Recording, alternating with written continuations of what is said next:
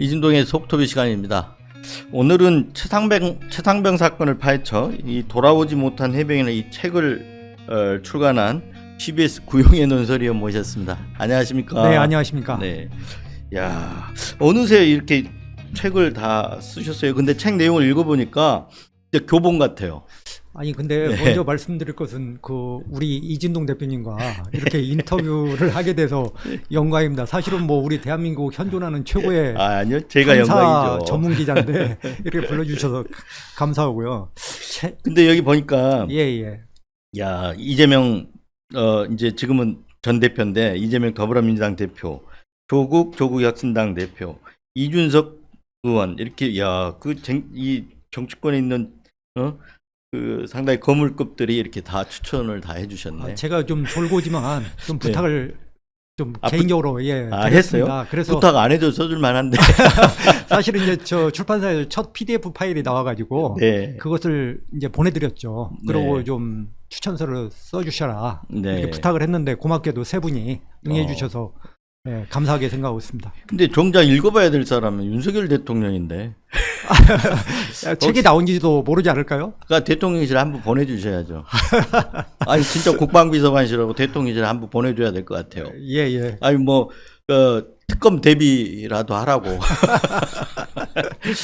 아마 해병대 사령부에서 구해보고 있겠죠. 그럴 것 같아요. 예. 책 소개라기보다 이건 사건을 소개하는 내용이기 때문에 이 사건에 대해서 최상병 사건 그러니까 사망 사건이 어떻게 일어났냐에서부터 그다음에 수사 과정, 항명 사건. 네. 예. 그리고 나서 그 다음에 수사를 했던 박정훈 대령에게 항명죄로 이렇게 덮어씌우는 과정까지 예. 이 일련의 과정들이 아주 자세하게 나와 있습니다. 그래서 앞으로 특검이 진행되면 특검의 어떤 수사의 과정에서 교본으로 쓰일 수 있겠다 싶은 생각이 듭니다. 저도 이제 네. 생각하면서 그 최상병 사망부터 그 항명 그리고 지금 재판까지 많은 정말 이번에 언론들이 열심히 보도를 해서 많은 팩트들을 발굴을 했죠. 그래서 사건이 이제 여기까지 오게 됐는데 이것을 좀 전체적으로 이해하는 네. 어떤 그 뭐 교과서라고 할까 그런 것이 없다. 네. 그래서 이걸 통으로 전체로 좀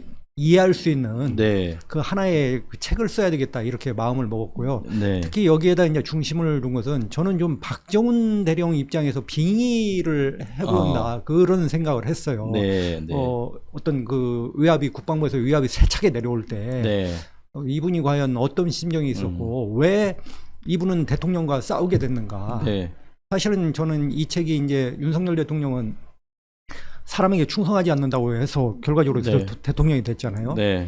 근데 박정훈 대령은 정직에 충성한다고 했거든요. 정직에. 예. 네. 그래서 사람에게 충성하지 않는 네. 윤석열 대통령에게 네. 정직에 충성한다는 제복 입은 네. 해병대 군인이 네. 정면으로 대통령을 향한 관역을 쏜 거예요. 네. 이 사건이요. 한 사람은 조직에 충성하고 한 사람은 정직에 충성하고. 거네요. 그래서 저는 네. 이게 군인의 이야기입니다. 네. 사실은 이 부분이 꼭 내용뿐만 아니라 정말 그 박정훈 대령이 당시 당했을 네. 심적 고뇌에 왜 대통령과 내가 결과적으로 싸우게 됐는가 네. 이런 부분을 좀 담으려고 노력을 했는데 이제 독자들이 볼 때 어떠실지는 모르겠습니다. 저는 이걸 보면서 이 책을 보면서 이제 박정훈 대령 그리고 이거 소설로 써도 재밌을 것 같다라는 생각이 김계환 사령관의 이 고뇌 이런 것도 이 책을 보면서 많이 느껴지더라고요. 예, 특히 세 사람이죠. 이제 김계환, 박정훈, 이종섭의 인간성. 네, 그렇죠. 예, 네. 이들은 어떤 사람인가. 네. 좀 그런 부분에 대해서도 좀 천착을 하려고. 네. 하여튼 그런 부분들도 엿보이는데 이제 얘기 나누면서 하나하나 짚어보죠. 예. 이 사건의 구도는 그런 것 같아요. 하나는 최상병 사망 사건의 그 억울한 죽음의 책임을 밝혀내는 책임 범위가 어디까지인가 이 부분이 하나 있을 수 있고요. 그 억울한 죽음을 수사하는 과정에서 수사 외압, 가해진 수사 외압, 예. 어떤 외압들이 가해졌고 누가 가했고 이런 부분들. 예. 그리고 또 하나는 이게 뭐랄까 이렇게 수사를 잘 했는데 거꾸로 지금 박정훈 수사를 책임자에 대해서 항명죄로 덮어 씌우고 일부를 구명한 거 아닙니까? 그렇죠. 네. 그래서 이 세 가지 과정을 예. 하나하나 짚어보면 예. 어떨까 싶어요. 네네. 우선 이 이제 돌아오지 못한 해병 책을 이렇게 그 정리를 일단 잘 해주셨는데 예. 쓰게 된 동기는 어떻게 된가? 박정훈 대령을 좀 만나셨나요? 그 나중에 여러 번 시도를 했죠. 그리고 직접 보기도 하고. 근데 박정훈 대령이 사실 군인 신문의 피의자잖아요. 네. 당시에 보면. 네. 그러니까 이게 또 일반인 피의자하고 또 달라요. 왜냐면은 그 박정훈 대령이 저한테 무슨 얘기를 했다 역공을 당할 수 있잖아요. 그렇죠. 네. 그렇기 때문에 이제 저는 한 서너 번 접촉을 했습니다. 사실은 그분한테 직접적인 생생한 얘기를 들으려고 네. 작년 가을부터 이렇게 접촉을 했는데 그러니까 구속영장 기각된 이후 다 그렇죠. 이제 벌어진 그렇죠. 일들이 네네. 그런데 이제 제가 물어보고 대답을 받은 건 딱 하나예요. 네. 집단항명 수괴라는 얘기를 처음 들었을 때 네. 어떤 느낌이었습니까? 하고 제가 질문을 했는데 멘탈 붕괴였죠 이러더라고요. 멘탈이 붕괴됐다. 근데 그 다음부터는 이제 얘기를 하지 않으시죠, 당연히. 그래서 저도 두 번, 세 번 계속 이제 그분이 있는 곳에 가서 접촉을 하려고 하다가 네. 아, 이분한테 그 어떤 대답을 듣는 것은 내가 이분을 도와주는 것이 아니다. 네. 그래서 이제 수사 기록이라든지 뭐 속기록이라든지 또 이제 동기분들, 해병대분들 이런 분들을 접촉하면서 이제 이야기를 구성하게 된 것이죠. 근데 그 해병대 대령이잖아요. 예, 예. 여기다가 집단항명 수괴라고 이렇게 하면은 진짜 멘탈이 붕괴. 군인이잖아요. 군인은 상명 하복 명령에 죽고 사는 데인데 거기다 집단항명 수괴라는 죄목을 갖다 씌워서 수사하고 영장까지 청구하고 그러면 당연히 멘탈이 붕괴되는 상황이 될 것 같아요. 제가 지금까지 집단 항명 수괴 판결문을 한번 찾아보려고 노력을 했어요. 근데 한 건도 못 찾았어요. 네. 한국전쟁 이후에. 그거 어떻게 찾았는지 모르겠어요. 그 죄명을. 그러니까 있기는 있더라고요. 저도 보니까 군형법에 있더라고요. 존재를 네. 하더라고요. 네. 그러니까 어떻게 보면 박대령 입장에서는 이게 내란죄나 네. 거의 군사 반역죄 정도 되지 않겠습니까? 그렇죠. 그러니까 정말 반역죄죠. 제가 찾아보니까 집단항명, 집단을 이루어 항명의 죄를 범한 사람 이렇게 돼 있는데 수괴는 전시나 이런 경우 같은 경우 예. 그러니까 소위 말하면 그 적을 앞에 두고 뭐 이렇게 집단항명 수괴가 되면 사형까지도 하게 돼 있더라고요. 전시 같으면 바로 총살시킬 수 있죠. 그러니까요. 사령관이. 그러니까 네. 저는 박정훈 대령이 정말 좀 그 독자 여러분, 국민 여러분께 알리고 싶은 것은 이분이 저는 최악의 어떤 그 자신의 생각도 했을 거라고 봐요. 네. 위험한 생각을 했을 거라고 봐요. 그랬을 수 있죠. 예. 근데 네. 이제 국민적 응원과 또 이제 여기에 그 어떤 김정민 그렇죠. 변호사의 도움이라든지 이런 것이 네. 없었으면 여기까지 없었고 이분이 당했을 고난과 고뇌는 정말 우리가 네. 헤아리기 어렵다. 저는 그런 생각을 했습니다. 아까도 처음에 얘기하셨지만 상대방이 대통령이라는 걸 알았잖아요. 대통령이 알았죠. 경로했다는 걸 7월 들었기 31일 때문에. 날 알았죠, 바로. 경로했다는 걸 예, 들었기 예, 때문에 예. 그러면 이 나에게 가해지는 뭐 집단항명 수괴죄라든가 이런 어떤 군검찰단의 수사라든가 이게 결국은 대통령의 뜻에 의해서 실제인지 아닌지 모르지만 뜻에 의해서 내가 이렇게 이 길을 가는구나 알잖아요. 예. 그럼 과연 나는 그 고난의 길을 헤쳐갈 수 있을까 생각을 했을 거 아니에요. 그렇죠. 9월 1일 영장이 기각됐잖아요. 군사법원에서. 네. 작년 9월 1일. 아마 그 전까지는 정말 이게 도대체 무슨 일인가? 나에게 이런 무슨 운명인가? 내가 이거 어떻게 해야 되는가? 아마 날밤을 새우면서 잠도 못 이뤘겠죠. 네. 다행히 이제 영장 기각이 되면서 네. 좀 정신을 차리게 됐을 텐데 그래서 이제 박정훈 대령이 사실은 심리 처리를 받았어요. 네. 그래서 때때로 이제 최면 조사도 이렇게 받고 그랬습니다. 네. 왜냐하면 심리 치료도 해야 되고 또 이제 수사 재판에 대응을 해야 되니까 또 기억을 끄집어내야 되잖아요. 그렇죠. 그 기억을. 네. 그래서 이제 최면 조사 같은 것도 했는데 김정민 변호사 얘기로는 제가 뭐 박정훈 대령한테 직접 들은 얘기는 아니고 최면 네. 조사를 해보니까 갑자기 이제 최상병 시신을 떠올렸다는 거예요. 머릿속에. 네. 그러니까 박정훈 대령이 눈물을 펑펑 흘리더라는 겁니다. 이게 최면 조사 과정에서. 최면 조사 과정에서. 그러면서 사실은 이제 처음에 억울한 너의 죽음, 억울한 누명을 밝히겠다고 얘기를 했잖아요. 네. 근데 그걸 그러니까 수사를 해야 되니까 예. 부검하고 이런 걸 다 봤을 거 아니에요? 다 보니까 이제 시신을 떠올려서 그때 이제 기억과 심리 치료를 했는데 너의 억울한 죽음을 밝히도록 하겠다 했는데 그러면서 또 한마디 심리치료 과정에서 최면조사에서 나온 얘기는 뭐냐면 반드시 책임자를 처벌하겠다. 네. 이런 얘기가 처음으로 나왔다는 거예요. 최면조사 과정에서. 그러니까 박정훈 대령 가슴 속에는 네. 분노가 아니라 정말 네. 깊은 분노가 있었던 거예요. 음. 그래서 이것을 자신이 도저히 네. 그냥 지나칠 수가 없었던 거고 네. 이것은 끝까지 해병대 정신 정직이다. 네. 네. 그리고 이제 본인 아들이 지금 육사에 다닌다는 거 아닙니까? 네. 네. 그럼 자기 아들 또래들이거든요. 최상병이. 그렇죠. 그러니까 네. 어떤 깊은 분노가 오늘 박정훈 대령을 여기까지 네. 이렇게 서 있게 하는 거 아닌가 그런 생각이 그러니까 들었습니다. 그 죽음 자체가 예. 너무 덧없이 억울하게 예, 그런 예. 죽음을 맞았기 때문에 더 그런 거 아닙니까? 그렇죠. 네. 누가 봐도 허무하잖아요. 네, 네, 구명조끼도 없이. 네. 그래 이제 근데 우리 그 구의원께서는 이 책을 이제 쓸 때 처음에 마음 먹은 계기는 뭐예요? 그러니까 아까 말씀드린 대로 이제 집단항명 수괴라는 게 저한테는 그 죄명이 네, 네. 쇼킹이었어요. 네, 네. 뭐 이진동 대표님도 그렇고 법조 우리 기자 네. 했잖아요. 네. 근데 2023년에 집단항명 수괴 군에서 네. 이게 도대체 무슨 일이야? 아니 이런 범죄가 다 있어? 네. 물론 듣기는 했지만 네. 이런 곳에 어떤 굉장히 궁금증이라고 할까 충격이 있었어요 제 자신이. 네. 그리고 이제 박정훈 대령이 작년에 8월 11일 날 네.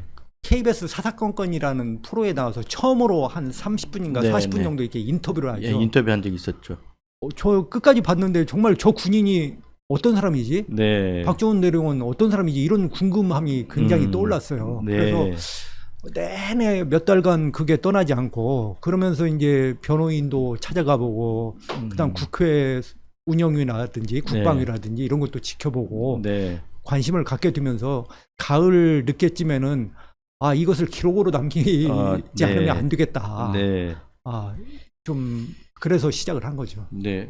그래도 이제 이게 취재 기자가 아니잖아요. 취재 기자가 아닌데 이걸 새롭게 다시 취재해 갖고 쓰려고 그러면 상당히 품도 들고 그 마음을 굳게 막 먹어야 쓸 수 있는 책인데 하여튼 덕분에 교본이 나오게 된 것 같아요. 예, 감사합니다. 네.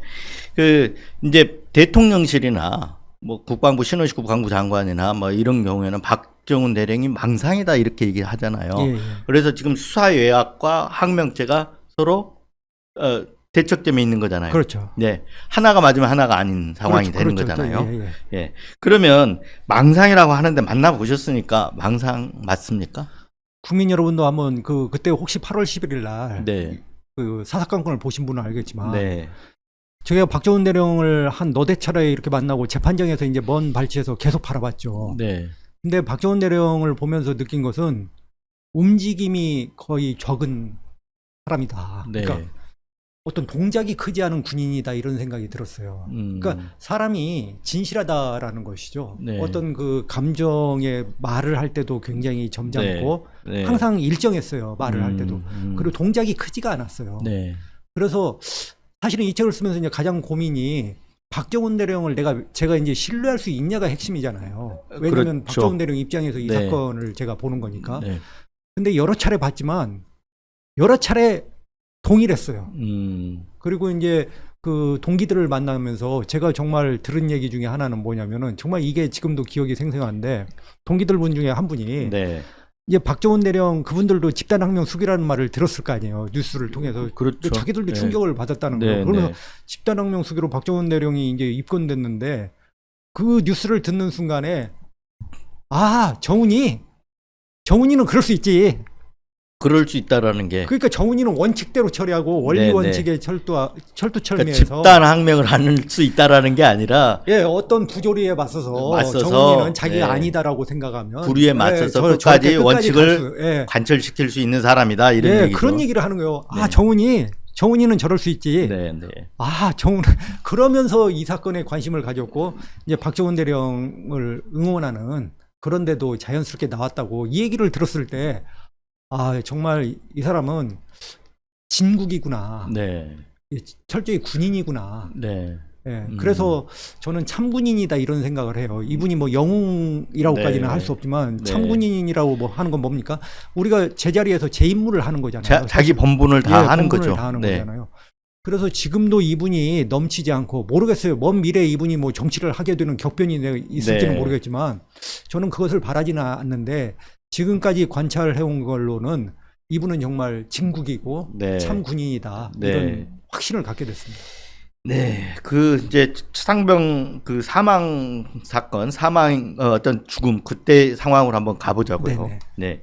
근데 그때 처음에 이제 원래는 호흡 피해 복구 작업이었다고 처음에 신속 기동부대. 기동부대가 지금 7여단이라고 저 해병대 1사단 소속 7여단이죠. 예, 거기 이제 동원돼 갖고 저기 수색 작업이 아니었다는 거잖아요, 처음에는. 그렇죠. 호흡 피해 복구 작업을 했잖아요. 예, 예. 근데 이 실종자 수색 작업하고 호흡 피해 복구 작업이 좀 차이가 있습니까? 그러니까 저도 이제 군대를 뭐 자세히는 모르잖아요. 근데 제가 네. 지금까지 취재해서 이해한 바 따르면 합참의 이제 단편 명령이라고 하는 게 단편 명령이 뭐냐면 간단한 명령이에요. 네. 이걸 단편 명령이라고 하는데 여기에 따르면 이제 호우 피해 복구 작전이다. 네. 이렇게 해서 임성근 사단장한테 하달을 한 거예요. 아, 네. 근데 호우 피해 복구 작전이라는 게 피해자 복구도 있고 실종자 수색도 있고 네. 이제 도로 복구도 있고 아, 정리 작업도 있는 거예요. 근데 이 임성근 사단장이 그냥 호우 피해 복구 작전이다 이렇게 했지. 예. 이것이 구체적 임무가 그 해병대가 경북 예천 현장에 간 게 그 신속 기동부대 네, 7여단이라고 할게요. 7여단 네, 네. 앞으로는 네. 7여단하고 포병 대대 3개 대대가 네, 갔거든요. 네. 1,600명이 갔어요. 1,600명의 네, 네. 병력이 갔는데 네. 이 사람들은 대개 다 실종자 수색에 투입이 됐죠. 네. 네. 실종자 수색 작전에. 네. 근데 처음에는 실종자 수색이라는데 이게 이 부분이 중요하죠. 호흡 피해 중요하죠. 복구냐, 실종자 수색이냐. 임성근 사단장이 과실 여부에서 중요한 쟁점이죠. 쟁점이죠. 예, 예. 네. 근데 포병 대대들은 전부 다 처음에는 호흡 피해 복구라고만 알고 간 거죠. 그러니까 복구 작업이라는 게 보통 가가지고 수해에서 저기 물난리 난 곳에서 뭐 이걸 복구하는데 좀 지원하거나 도와주거나 이런 거잖아요. 그렇게 알고 간 거죠. 그러니까 이제 그 임성근 사단장 주장은 뭐냐면 자기가 7월 15일 날 받았고 네. 경상북도로부터 네. 그래서 16일 날이 토요일이고 17일 날이 일요일입니다. 사단 지휘관 휴회를 통해서 야 이게 호흡 피해 복구 작전이고 그 중에 우리가 이제 실종자 수색이다 이런 얘기를 했다는 거예요. 네. 근데 거기에 참석했던 7여단장이나 이 주요 참모들은 그걸 상반되게 진술을 하고 있어요. 그런 얘기 없었다. 실종자 네. 수색. 실제로 이제 7여단장, 그러니까 현장에서 지휘한 최고 책임자죠. 해병대 1사단에. 네. 박모 대령인데 이 사람은 이제 해병대 수사단에서 진술하기를 뭐라고 했냐면 이분이 7월 17일 날 아침에 출발을 해요. 네, 신속 네. 기동부대를 그러니까 데리고. 작년 상황. 작년 상황이죠. 네. 이제 7월 17일 날 오전에 이제 출발을 해요. 기동부대. 이게 전부 1,600명이 한꺼번에 출발하는 게 아니라 네. 17일 날 이렇게 순차적으로 출발을 해요. 네. 부대별로. 네. 그래서 이제 제일 먼저 7여단장이 이제 이끌고 신속 기동부대를 이끌고 이제 예천으로 가죠. 네. 근데 10시 7월 17일 날 10시 오전 10시 넘어서 이제 사단장한테 전화가 옵니다. 고속도로 상에서. 네. 이번 사실은 작전은 실종자 수색 작전이다. 이제 가고 있는데 하고 지금 있는데 네, 고속도로 오는 거죠. 상황에서 네. 처음으로 그 얘기를 들어요. 네, 네. 그래서 이제 7여단장도 수사에서 나 그때 처음 들은 얘기다. 네. 16일 날 17일 날 그 얘기 못 들었다. 네, 네. 그리고 이제 포병 대대는 3개 부대는 순차적으로 오후에 출발해요. 그래서 네. 저녁에 8시까지 현장에 도착을 해요. 네, 네, 이제 네, 3개 네. 대대가 각각. 네.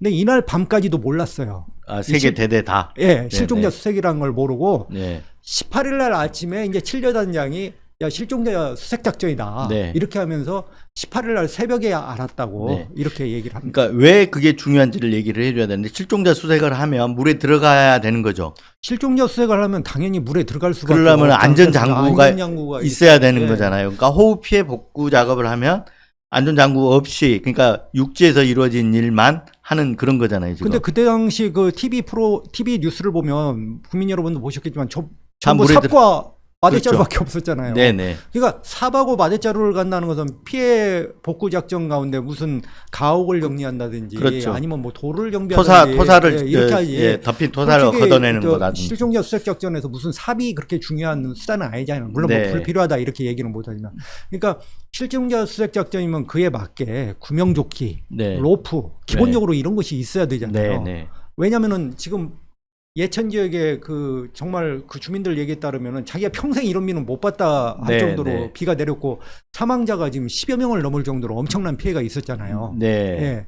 근데 이런 거에 대한 전혀 준비 없이 그 신속 기동부대 7여단장이 떠나면서 고속도로 상에서 내가 실종자 수색 작전이라는 얘기를 들었으니까 무슨 준비를 했겠습니까? 그러니까 그 상황에서 보면은 임성근 사단장이 제대로 명령을 제대로 전달을 안 한 거잖아요. 전달 안 한 거죠. 안 한 게 되는 예, 거잖아요. 예, 예, 네. 예. 그러니까 이 부분에 있어서는 분명히 과실이 생기는 거잖아요. 그 부분에 대해서 이제 국방부나 해병대 수사단 모두 네. 이제 해병대 수사단은 그 부분에서 이제 과실이 있다는 거죠. 두 가지인데 네. 하나는 이렇게 그 실종자 수색 작전임에도 불구하고 그것을 공지를 안 해가지고 그 안전장비 휴대를 못하도록 안전장비 소홀 네, 구비를 네. 못하게 한 거에 대한 과실 책임이 있는 것이고 네. 그다음에 이제 차츰 우리가 뭐 얘기를 해야 되지만 그 임성근 사단장이 이제 18일 날 현장에 가지 않습니까? 네. 이게 이미 작전 지휘권은 육군 54단한테 넘어가 있는 거예요. 사실은 본인이 굳이 거기를 갈 필요가 있을까? 그러니까 그 지역이 육군 54단 관할 지역인 관할 지역이고 작전 지휘권이 다 이제 네. 54단에 넘어가 있는 거죠. 네. 근데 본인이 계속 가요. 가서 네. 관여를 하거든요. 네. 그리고 차츰 얘기하지만 이제 바둑판 수색해라, 뭐 복장이 불철저고 왜 네. 결단력이 부족하냐, 계속 잔소리라는 것은 아니면 작전 지도를 하거든요. 네. 그런 것들이 이제 압박감이 와가지고 네. 결과적으로 이제 그 포 11대 대장 현장에 이제 포 3개 대대 가운데 선임 대대장이죠. 네. 이분이 이제 허리 아래까지 입수하라 이렇게 네. 하면서 결과적으로 사고의 그 비극의 씨앗이 이제 잉태가 되는 거죠. 네. 그러니까 아까 우리가 얘기했던 호우 피해 복구 작전과 실종자 수색 이게 어느 것이냐 이 부분도 중요하고 이제 그 다음에 중요한 부분이 육지 수색이냐 수중 수색이냐 맞습니다. 이거잖아요. 예, 예. 근데 결국은 임성근 사단장은 자기는 육지 수색만 하라 그랬지 수중 수색을 지시한 적이 없다라는 거잖아요. 근데 우리가 사진이나 이런 거 보면 그 당시 보도 사진 보면 다 이 허리춤까지 오는 물속에 들어가서 수색하고 있었단 말이에요.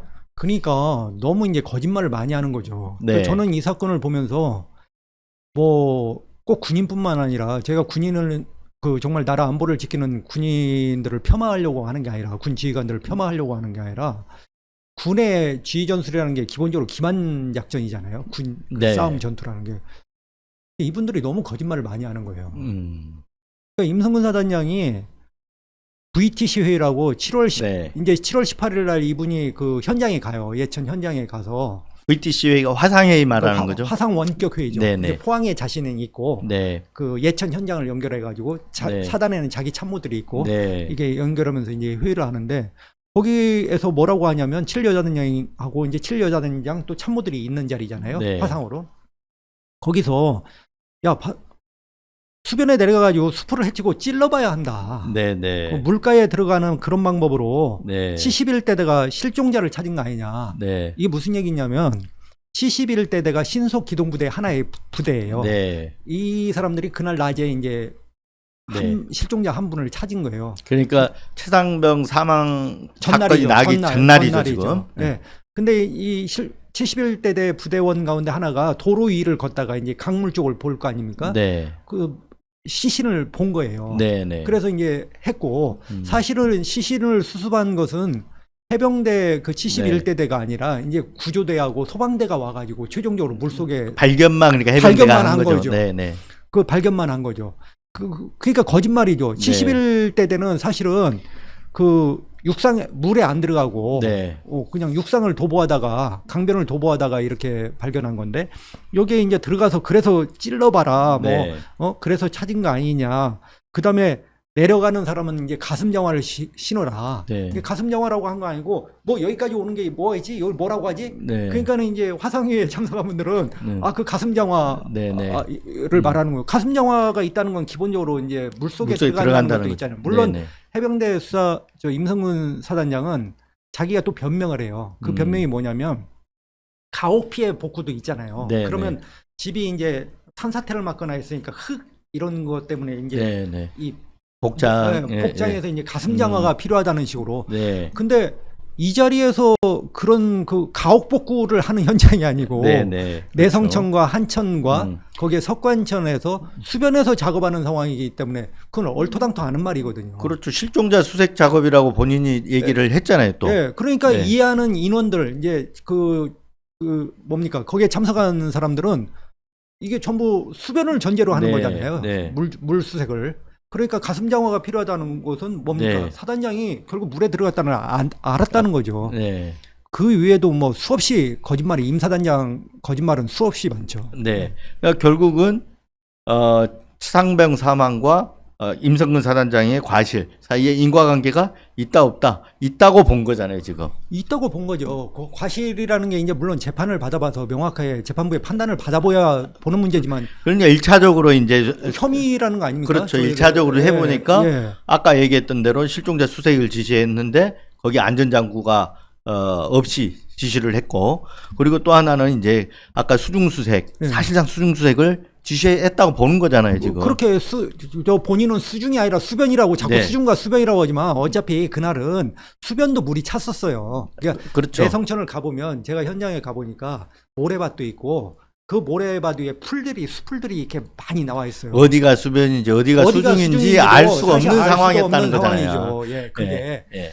그리고 이제 또 하나 결정적인 게 뭐냐면 7월 19일 날이죠. 이제 최상병이 그날 9시에 네. 그 이제 사망을 하지 않습니까? 네. 안타깝게도.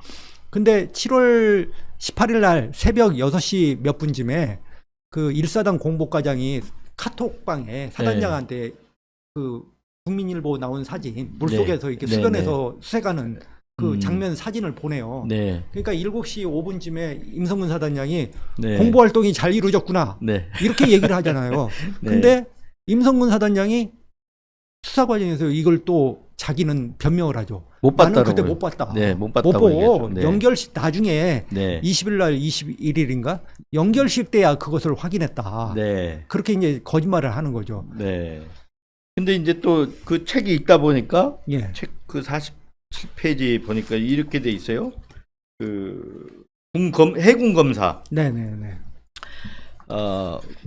해군 검사가 상당히 보통 군 검사와 달랐다. 이런 부분이 등장을 하는데 이 해군 검사는 어떤 부분에서 좀 뭐가 달랐다는 건가요? 그러니까 이게 해병대 수사단도 그 군 검찰이 육해공군 각 네. 육해공군에 있거든요. 네. 그러니까 해군 검찰단에 이제 이하 부대는 아니지만 관련이 있는 부대죠. 네. 그러니까 이게 7월 24일이면 이제 7월 24일 날 그 박정훈 대령이 경북 포항으로 내려가서 그 이걸 일광역수사대장 해병대 수사단의 일광역수사대장이 수사를 하고 있는데 포항에서 수사를 하고 있었어요. 네.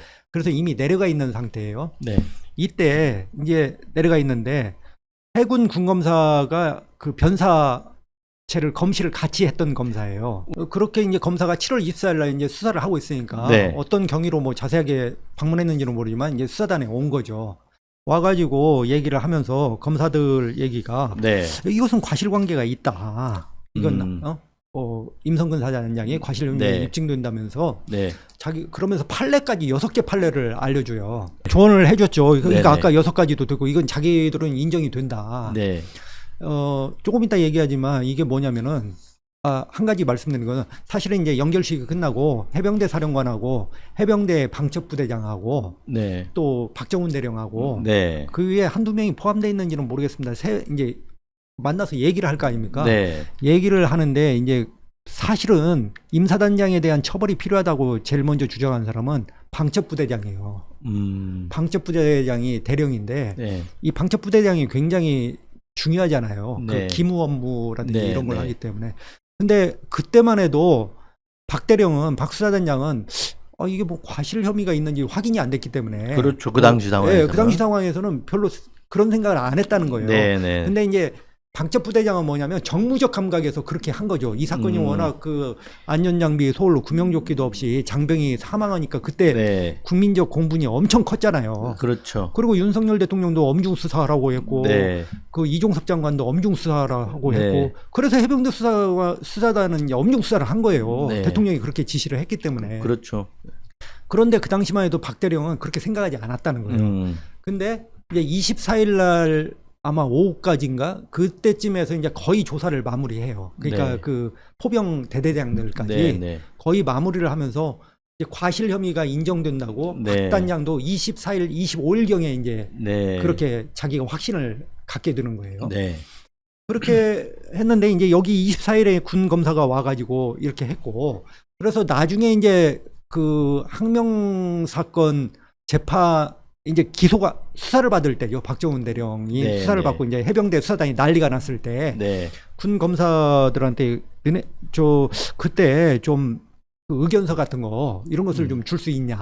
우리가 예. 이제 방어를 해야 되니까. 네, 네. 그랬더니 군 검사가 한번 생각해 보겠다고 네. 적극적으로 줄 것처럼 이렇게 의사를 예, 밝혀요. 네. 그래서 그때 이제 검시 갔던 군검사. 이분이 아까 얘기했던 분이 그래가지고 돌아가가지고 이제 해병대 군검사를 또 G체계가 있잖아요. 네. 그래서 제가 이걸 뭐 의견서를 좀 써서 줘야 되겠다 했더니 그 상관이 네. 그 관여하지 마라. 아, 예. 내지 마라.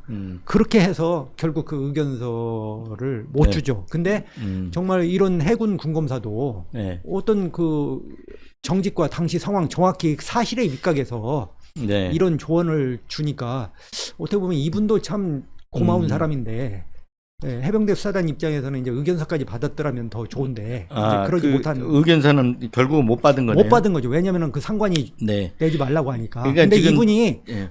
내가 나와서 그런 얘기를 해줄 의향도 있다고 네. 하는 입장을 이제 보였다고 해요. 이 구독자들이나 유튜브 방송 보시는 분들이 헷갈릴 수 있는데 네. 박정훈을 항명죄로 수사하는 군검찰과 여기서 말하는 군검사는 다른 이건 거죠. 해군이고 해군 소속 군검사고 저기는 국방부 그렇죠. 소속 국방부 군검찰단 군검사. 소속 검사들이고 맞습니다. 다른 거죠. 맞습니다. 예, 같은 군검사라 하니까 헷갈릴 수 있어서. 그렇습니다. 네.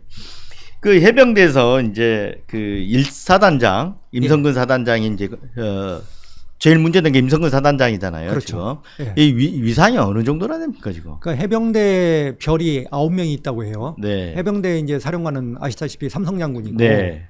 그 이제 투스타 이른바 소장이 4명으로 제가 알고 있어요. 네. 4명으로.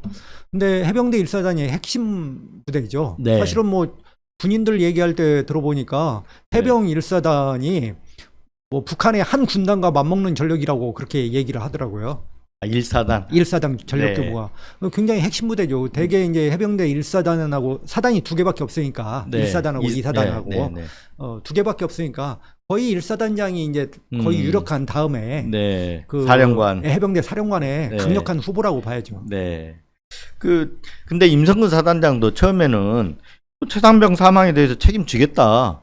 그래서 옷벗을 각오를 밝혔다는 거 아닙니까? 그 얘기는 했죠. 그러니까 7월 28일 날 네. 이제 그 김기현 사령관이 포항으로 내려갑니다. 네. 그 수사는 이제 포항에서 내려돼 네. 있고 그리고 아침에 이제 마린 호텔이라고 이제 그 사단에 이제 네. 숙소 호텔이 있어요. 거기에서 박정훈 수사단장한테 보고를 받죠. 이제 네. 수사 결과 네, 최종 네. 보고를 받게 됩니다. 그래서 사단장, 여단장 포함해서 8명을 이제 과실치사 혐의로 네. 이렇게 경찰에 이첩을 하겠다라고 네. 이제 보고를 하죠. 여기서 그 김기현 사령은 특별히 이의 제기를 안 해요. 네. 왜냐하면 중간중간 이제 보고를 네. 했을 거 아닙니까? 그렇겠죠. 그러니까 뭐 사단장은 뭐 너무 당연하게 생각했고 이 당시 네. 김기현 사령관은 사단장은 어쩔 수 없다. 다만 여단장에 대해서만 네. 야 이거 좀 괜찮겠냐? 뭐 이 네. 정도 이렇게 질문을 해요. 네. 그리고 정확한 시간은 모르겠습니다만은 보고를 받고 이제 김기현 사령관이 임성근 사단장을 그날 오전 중에 만났다고 해요. 네. 만나서 이제 사실은 이게 만나지 말았어야죠. 그날 7월 28일 날 보고를 다 수사 결과 보고를 받고 예. 만나지 말았어야 될 만남인데 네. 그렇게 하면서 이제 자기 그 수사 결과를 얘기를 해줬죠. 음. 임성근 과실치사 혐의로 포함이 돼서 이첩이 이첩된다. 한 것이 네. 불가피하다 이렇게 하니까 아까 이제 내가 뭐 옷을 뭐 책임을 지겠다 이런 얘기를 한 것 같아요. 네. 갔는데 그날 밤 7월 28일 밤에 10시에 이제 임성근 사단장이 그 사령관한테 전화를 했다는 거예요. 네. 그러면서 수사 결과를 선뜻 받아들이기 힘들다. 명시적으로 그렇게 그러니까 얘기를. 입장이 그러면 그 하루 반나절 한나절 만에 이렇게 좀 바뀐 건가요? 그러니까 이제 그 정확한 건 이제 임성근 사단장 얘기를 들어봐야 되겠지만 제가 볼 때는 네. 자기가 뭐 정치적 도의적으로 책임을 지는 것은 하겠지만 나는 사법 어떤 책임은 못 지겠다라고 강력하게 이제 저항을 한 것이죠. 그래서 임성근 사단장이 7월 28일 날 그래서 이 네. 부분을 임성근 사단장한테 김기현 사령관이 알려준 것이 굉장히 이 사건에서 패착이다. 네. 이 사건이 어떻게 보면 지금 임성근 사단장이 이제 이따가 얘기할지 모르겠습니다만 구명 네. 로비가 계속 되는 거 아닙니까? 그렇죠. 예, 그래서 7월 28일 이후에 이제 임성근 사단장의 행적이 그래서 굉장히 중요한 거죠. 그러니까 7월 28일, 29일 이때 어딘가에 이제 구명 요청을 했을 가능성이 높겠네요. 거의 뭐 구명 로비를 했겠죠. 왜냐면은 네. 대표님도 잘 아시지만 대한민국 사단장 정도 되면 그렇죠. 수많은 인맥이 있잖아요. 네. 그리고 어떻게 보면 자기 구명 로비를 하는 것은 뭐 정당하다고는 못 보지만 노력은 할 수 있잖아요. 네. 근데 이것을 불법적으로 했다거나 위법적으로 했다거나 또는 그 압력을 넣어가지고 어떻게 했다거나 이런 것이 드러났을 때 이제 문제가 되는 거지. 네. 구명 로비를 한 것은 아마 부인할 수 없는 사실일 것 같아요. 근데 공교롭게도 그날 네. 아까 임성근 사단장이 수사 결과 내용에 대해서 통보받았고, 그러니까 통보라기보다 이제 귀띔을 받은 거죠. 그렇죠. 전에 사령관한테. 이제 들은 거죠. 네. 네. 그날 근데 공교롭게도 안보실 대령이 해병대 수사단 중수대장에게 장관 보고서를 요청한다고 하잖아요. 그러니까 이게 이제 임성근 사단장이 오전 중에 알았으니까 그때부터 이제 오후에 누군가한테 연락을 해서 이게 과연 대통령실에 들어간 거냐 이건 네. 지금 우리가 알 수가 없는 거죠. 아직은. 네. 근데 그래서 안보실에서 달라 그랬다고 하는 거 보면 그건 14시 그러니까 7월 28일 날 14시 이후에 네. 김영래 그 네네네. 대령이 이제 연락을 중수대장한테 네. 해병대 수사단의 중수대장한테 연락이 와서 중수대장이 못 준다. 거절을 한 거죠. 네. 근데 이제 김영래라고 하는 대령이 이제 해병대에서 파견된 대령인데 안보실에 네. 이 대령이 사실은 7월 21일부터 등장을 해요. 수사를 시작하자마자 네네. 수사를 시작하자마자 수사단에 전화를 걸어가지고 수사 계획서를 달라고 하는 거예요. 네. 그러니까 이런 연관관계 속에서 그것이 대통령실이 이 사건이 워낙 국민적 공분이 있으니까 관심이 있어서 달라고 한 건지 네. 아니면 이제 임성근 사단장이 그날 알게 되니까 네. 임성근 사단장이 모종의 작업을 하면서 그때부터 이제 이게 관여가 된 건지 그 부분은 조금 이제 특검 수사를 통해서 밝혀져야 그렇죠. 될 밝혀져야 될 부분이죠. 부분이네요. 그러니까 전후 시간상으로 보면 임성근 사단장한테 김기현 사령관이 알려준 다음인가요? 아니면 그 전인가요? 안보실에서 알려준 후죠. 왜냐하면 오전 중에 알려줬으니까 네. 그 김영래 대령한테 연락 온 것은 오후 14시 이후거든요. 2시 네. 이후거든요. 그러면 그 어떤 구명 로비 과정에 있었다고 볼 수도 있겠네요. 그때부터 누군가한테 연락을 네. 했을 가능성이 있는 거죠. 그리고 밤 10시에는 이제 네. 그날 밤 10시에는 난 못 받아들이겠다. 네. 그렇게 이제 얘기를 한 거죠. 네. 그 이제 취재를 해보셨으니까 네. 이 수사 결과도 그러니까 조사 결과도 나와 있지만 해병대 수사단에 네. 취재를 해보니까 이 책임 범위는 어디까지인 것 같아요? 저는 8명에 대한 그 해병대 수사단의 네. 과실 그 치사 혐의가 네. 충분히 있다고 보여요. 네. 그것은 결국 그러면은 이제 그게 더욱더 이제 저기 한 것은 뭐냐면 결국 이제 혐의를 확인하는 것은 이제 재판이라든지 이런 부분에 가야 되는 거잖아요. 그렇죠. 네. 네. 근데 이것이 무슨 중간에 이따가 얘기하겠습니다만은 임성근 사단장을 처음부터 혐의자에서 혐의 내용에서 배제하라고 한다는 것은 네. 아마 수사단 입장에서는 정말 받아들이기 힘들었을 것이라고 보여요. 그러게요. 그 예. 이제 뒷부분에 가가지고 얘기하면 예, 예. 그 압력이 들어왔을 때 네, 해병대 네. 수사단에서 그렇게 했을 때 예상되는 문제점들을 보고서를 만들잖아요. 문제점들을 보고서를 만들죠. 예. 예. 그런데 거기 보면 이런 내용들이 있어요. 예, 예. 그 이첩하면 되는 건데 해병대 수사단의 이 조사 이 범위 이 과정에서 압력을 넣어서 바뀐다는 거, 보고를 바꾼다는 거는 앞으로 큰 문제가 생길 수. 직권남용이 될 수 있다고 본 거죠. 그렇죠. 왜냐면은 해병대 수사단이 이첩을 하지만 최종 그 전국적 수사권은 경찰한테 있거든요. 네, 민간 네. 경찰이. 그러면 민간 경찰이 판단할 수 있는 여지가 있는 거예요. 과실치사 그러니까요. 혐의가 있고 없고. 네. 또 검찰에 나중에 송치하면 또 검찰도 지휘를 할 거 아닙니까? 네. 그러니까 그 단계로 있는데 그러니까 이 사건이 이제 미스터리가 그런 거죠. 네. 그 여러 과정이 있을 텐데 왜 여기서부터 그 혐의자와 혐의 내용을 빼라. 특히 그 사단 지휘부, 사단장을 포함해서 이 사람들을 네. 빼라고 했는지 이렇게 되면은 그 박정훈 대령 입장에서는 이게 바꿀 수가 없는 거예요. 왜 바꿀 수가 없냐면 그 수사 기록만 한 900페이지, 1000페이지 가까워요. 네.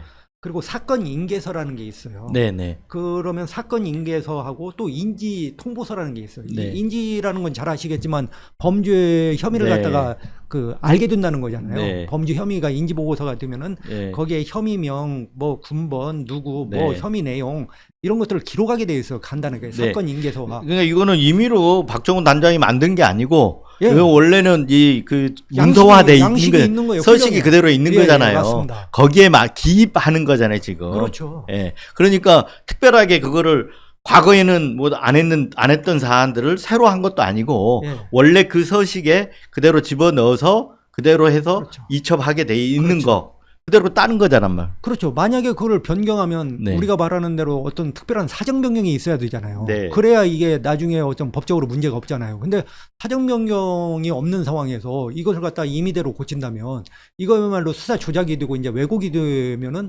당연히 뭐 그렇죠. 직권남용 권리행사 방해와 연관돼서 생각을 하지 않을 수 없는 부분이 되는 거죠. 네. 그 이제 결국 이제 수사 외압으로 한번 넘어가 보면 예, 예. 대통령의 경로가 제일 중요하잖아요, 이제. 네네네. 예. 지금은 이제 전화 통화 내역까지 나왔는데 대통령 경로는 있었습니까, 없습니까? 엊그저께 대통령실에서는 또 없었다. 그리고 있었냐 없었냐 임기훈 비서관 같은 경우는 안보 사항이다 이렇게 입 다물어 버렸는데. 저는 대통령 경로가 사실이냐 아니냐는 이미 옛날 지나간 얘기라고 지나간 봐요. 얘기. 예, 네. 그걸 가지고 뭐 지금 왈가왈부하는 것은 네. 왜냐면은 적극적으로 또 아니라고도 않잖아요. 그리고 대통령 명예훼손에서는 이 정권만큼 귀중하게 생각하는 정권이 누가 있습니까? 지금 네. 아시겠지만 대표님도 지금 수사받고 있잖아요. 대통령 명예훼손으로 수사받고 있잖아요. 네. 그러면 이게 수많은 사람이 지금 경로가 있었다고 하는데 네. 그러면 이것도 다 명예훼손 대상이잖아요. 네. 근데 아무런 법적 조치가 없잖아요. 이 부분이. 네. 그럼 명예훼손이 안 되는데. 네. 그러니까 저는 네. 이게 정말 그 다음에 문제 또 뭐냐면은 자 그날 이제 7월 31일 날 상황이잖아요. 7월 30일 날 장관한테 보고를 했고 오후 4시 네. 30분에 보고를 했고 근데 7월 31일 날 오전 11시 57분에 갑자기 이제 그 이첩을 보류하고 네. 이렇게 해서 그러니까 바로 하루 뒤죠. 하루 뒤죠. 바로 네. 뭐 12시간 아니 네. 24시간도 안 지나서 그렇게 했는데 그렇게 해서 그 이제 임성근 그 김기현 사령관한테 7월 31일 날 오후 5시쯤에 네. 박정훈 대령이 이제 듣게 되는 거 아닙니까? 네네네. 이제 5시째. 박정훈 대령이 불러요. 네. 집무실로. 사령관이. 네. 그래서 이제 수시로 들어가요. 거의 뭐 붙어 살다시피 한 거예요. 네. 이 사건 이후에는. 들어가니까 궁금할 거잖아요. 네. 왜 도대체 오늘 갑자기 어제까지만 해도 안 24시간도 그랬는데. 안 되고 한 네. 10서너 시간 지나가지고 왜 갑자기 이렇게 판이 180도 있게 변하냐. 네. 그 사령관도 이제 여기저기 안테나를 돌려본 거죠. 네. 자기도 궁금하니까. 네. 그리고 12시 장관한테 이첩 보류하시오. 그리고 저 언론 브리핑도 취소하시오 들을 때는 너무 긴박해서 물어볼 짬이 없었다는 거예요. 네. 이게. 네. 그럴 거 아닙니까? 그렇죠. 예. 네. 그러니까 이제 좀 약간 좀 한숨을 돌리고 그리고 그것도 설명도 안 해주잖아요. 설명도 요즘. 안 해주고. 원래 그는 예, 저 명령 예, 예, 예. 취소해 그럼 취소하는 네, 거고 그래서 그렇잖아요. 이제 뭐 4시 회의가 그날 해병대 수사단에서 이제 4시에 또 회의가 있었어요. 그 회의 끝나고 전후로 이제 여기저기 사령관도 이제 전화를 해봤을 거 아니에요. 네. 안테나를 세우고. 그러니까 이제 임기훈 사령관 그 말에 따르면은 이제 임기훈 국방비서관이 전화를 해가지고 대통령이 지금까지 안보 관련 회의에서 이것보다 더 화를 낸 적이 없다. 쾅쾅쾅 뭐 했다라고 하는 거 아닙니까? 네. 근데 그 얘기를 그 김기현 사령관이 박정훈 대령한테만 얘기한 것으로 하면서 사실은 김기현 사령관이나 이제 국방부가 박정훈 대령이 아까 말한 망상에 불과하다고 네. 이제 거짓이다라고 몰았었죠. 그렇죠. 그런데 공수처 수사에서 그 대통령이 경로했다는 얘기를 박정훈 사단장만 들은 게 아니고 그렇죠. 그 해병대 사령관의 참모, 공훈 네. 전보 참모죠. 네. 언론 담당하고 뭐 네. 이런 정보 하는 그 공훈 이윤세 대령이 네, 네. 있어요.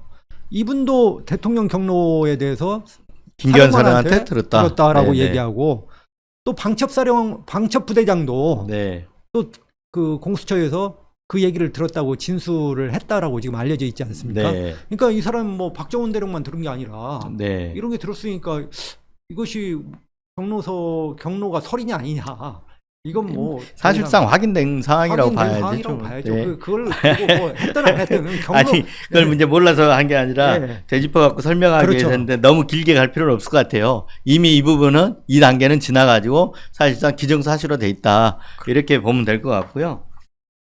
근데 이제 제가 책을 읽다 보니까 조금 빨리 가볼게요. 장관한테 장관이 처음에는 장관한테 보고가 되기를 강둑에서 민사작전을 하다가 강둑이 무너져 물에 빠져 죽었다. 예, 이렇게 보고가 됐다는 거예요. 그러니까 전혀 예. 사실과 다른 내용이 어떻게 해서 그렇게 보고가 된 거예요? 그러면 임성근 사단장이 허위 보고를 했다는 것인가요? 임성근 사단장이 허위 보고를 했죠. 그럼 그 보고가 대통령한테까지 올라간 거예요? 대통령까지 올라갔었죠. 그러면 하나 궁금한 점이 예. 대통령은 상황을 잘 못 알고 오판하고 있었던 걸까요? 그러니까 이 사실을 토대로 하면 대통령이 제대로 상황을 못 한 거죠. 그리고 음. 그 다음에 이제 정정 보고를 해서 7월 30일 날 네. 그 장관 보고에서 이제 김기현 사령관이 장관한테 얘기를 하잖아요. 네. 사실은 저도 잘못 알았다가 강둑에서 이렇게 하다가 네. 뭐 이렇게 해서 뭐 모래가 무너지면서 이렇게 한 건지 알았더니 네. 알고 보니까 그 물속에 들어가서 이렇게 했더라. 네. 그 장관이 그래요. 아 그래? 나는 발목 높이 정도인지 알았어. 네. 일단 아닙니다. 사실은 이제 그러면서 박정훈 단장이 또 옆에서 그 무릎 높이도 있고요, 허리 높이까지 가는 데도 있고 네. 이게 다 상황이 다릅니다.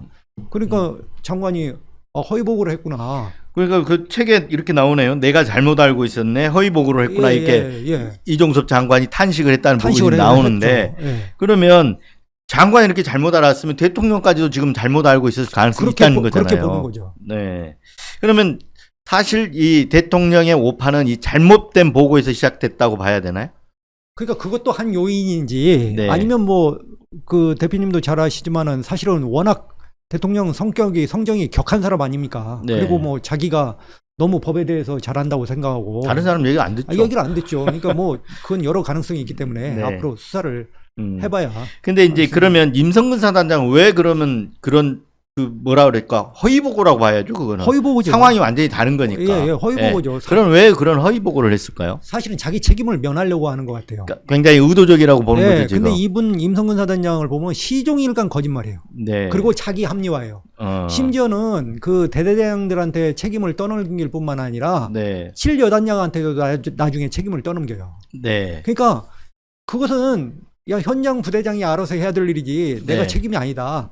시종일관 이분은 모든 책임에서 본인 책임이 아닌 거예요. 7여단장하고 포병 대대장들한테 다 지금 책임을 떠넘기고 예, 있다는 거죠. 그래서 뭐 자기가 사단장이 지시한 게 없다. 카톡방에 있는 거 네. 자기들끼리 얘기한 거다. 네. 자기가 해놓은 얘기를 전달을 한 거예요. 그 대대장이나 그 여단장이 사단장이 한 얘기를 다 전달, 군이라는 게 이제 전달 이렇게 그렇죠. 되잖아요. 네.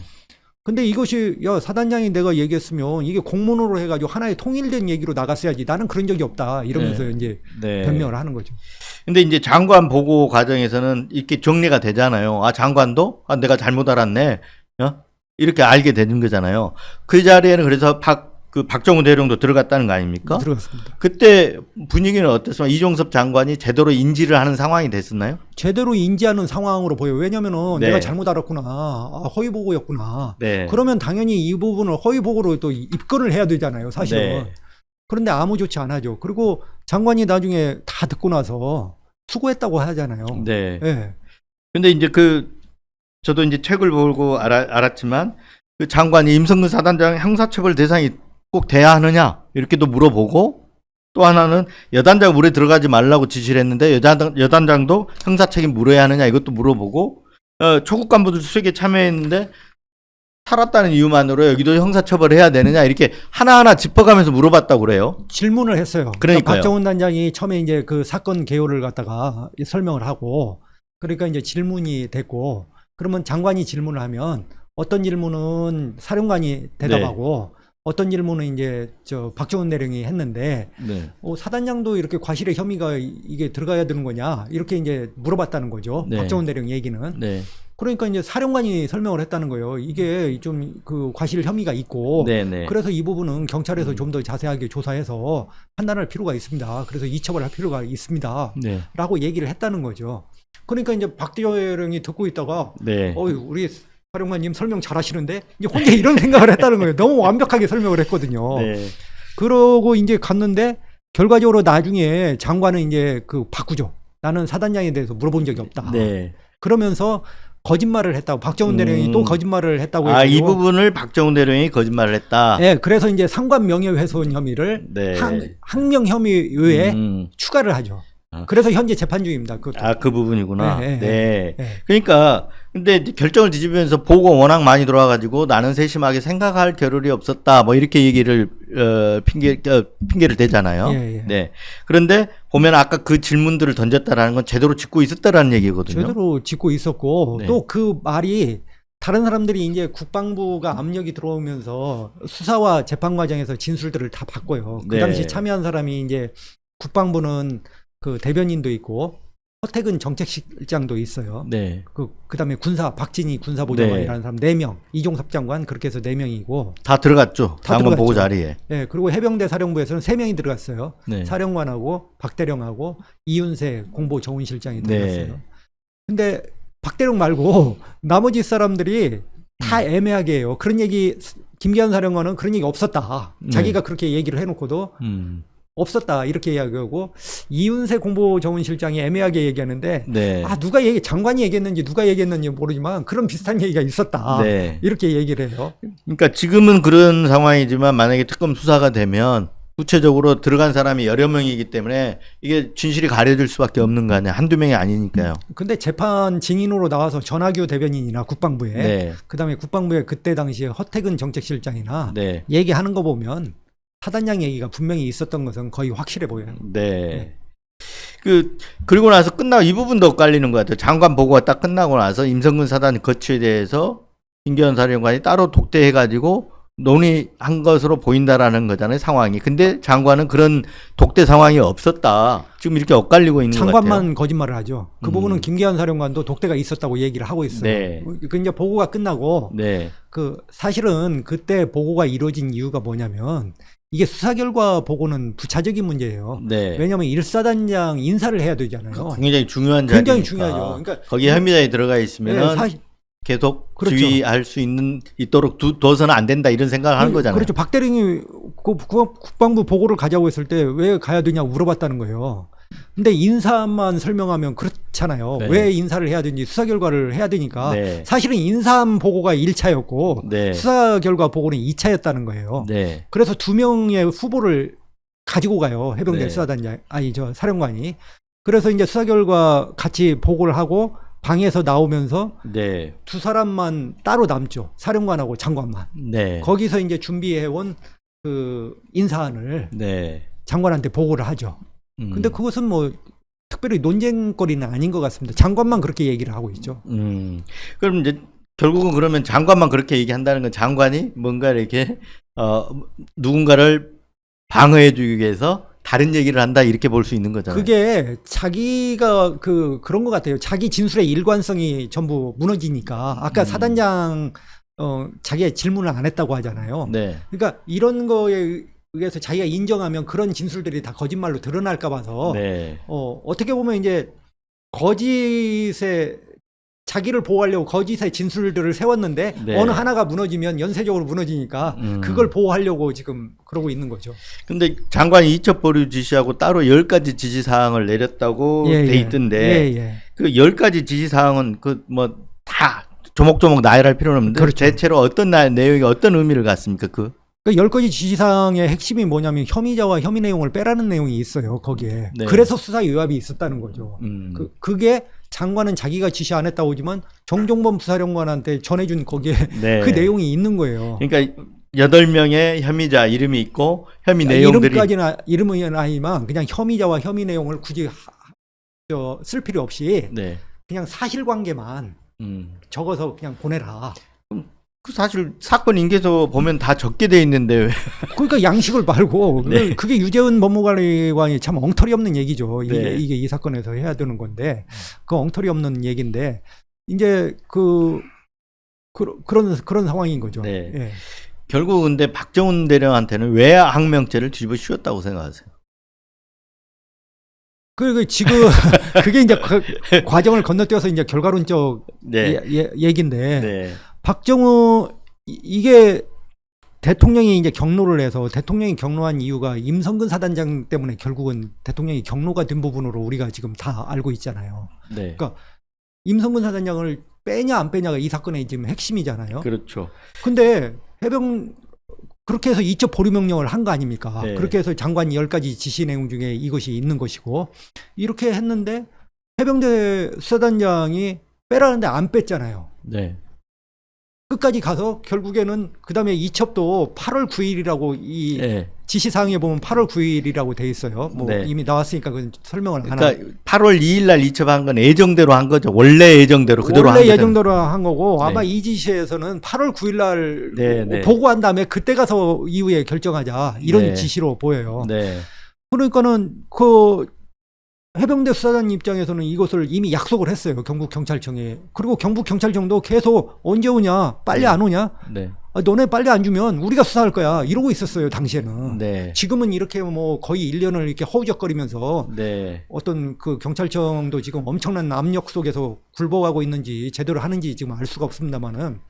경북경찰청도 대통령이 엄정수사하라고 지시했으니까 아, 분위기가 빨리 해야 되는구나 이렇게 생각했을 거 아니에요. 그 당시는 그랬죠. 그러니까요. 그 당시는. 네. 당시는 정말. 그래서 야, 빨리 넘겨라. 네. 우리가 할 테니까. 그런 사람들이었는데 지금 이런 상황이 됐으니까 네. 결국은 사단장을 안 빼고 하니까 결과적으로 그러면 너 죽어. 넌 집단항명 수괴야. 네. 이렇게 해서 들어온 거죠. 근데 그 항명죄라는 게 보통 그 상관의 정당한 명령에 반항해야 되거든요. 그렇죠. 정당한 명령. 네. 근데 그 엊그제 대통령실에서 저 얘기하는 거 보니까 운영에 나와가지고 하는 얘기 보니까 정당한 명령에 항명했다 이렇게 하는데 어떤 게 정당한 명령인지 알 수가 없는 거거든요 지금. 그렇죠. 이제 그 부분이 지금 회수는 부당한 명령이거든요. 아니 근데 이게 사건 인계서 아까 인지통보서 있고 기록이 한 900 내지 1000페이지가 돼요. 그러면 박정훈 단장은 뭐라고 하냐면은 그러면 이 사건 인계서에서 혐의자 혐의 내용 다 빼고 네. 빼란 얘기는 뭐냐면 결국 이 900페이지 조사한 것도 있잖아요. 이것도 네. 고치라는 얘기라는 거예요. 이게. 네. 그러면 이걸 어떻게 고치냐는 거예요. 네, 네, 그렇죠. 예, 네. 이거 고치면 결국 그러니까 8월 2일까지 그 대통령의 어명으로 인해서 국방부하고 외압의 실체는 뭐냐면 네가 다 쓸어안고 너 죽어라. 네. 박정훈 네가 안고 네, 네가 책임지고 네, 그 혐의자 혐의 내용도 네가 바꾸고 나중에 네. 네가 그러면 뭐 수사 왜곡이 돼가지고 뭐 직권남용이 되든 말든 네, 네가 책임지고 네, 네가 다 안고 가라. 네. 이런 거였죠. 책에 보다 보니까 그 부분에 대해서 김정민 변호사가 해석한 부분들이 쭉 예, 있습니다. 잘 정리된 부분들이 있긴 하더라고요. 예, 네. 예.